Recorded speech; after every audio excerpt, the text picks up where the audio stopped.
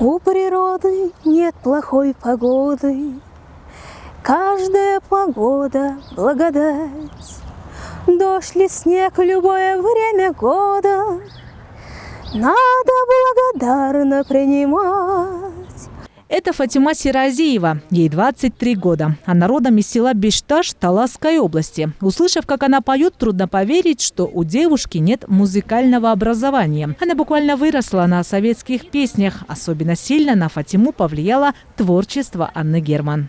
Все равно эти песни дают людям добро, желание жить, радоваться мелочам. И мне сейчас очень приятно, когда люди говорят: вот мы послушали вас, и мне хочется жить, я радуюсь, у меня настроение поднялось.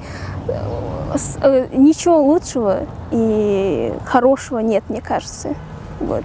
Поэтому я пою такие песни, чтобы людям дарить радость, чтобы они не теряли надежду на добро.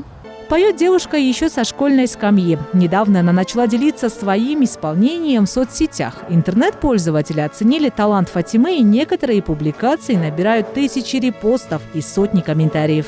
Мы сейчас столько людей каждый день приходят репетировать со мной. Мы очень хорошо готовимся. И в основном людей там ждут, конечно, старые добрые песни, советские. И мы, конечно, в репертуар добавили несколько кыргызских песен тоже.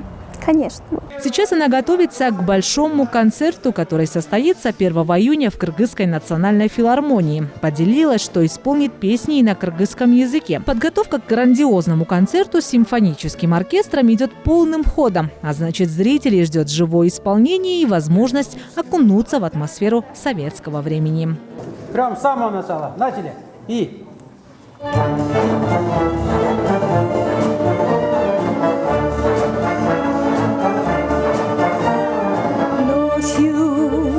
Звезды вдаль плывут по синим рекам.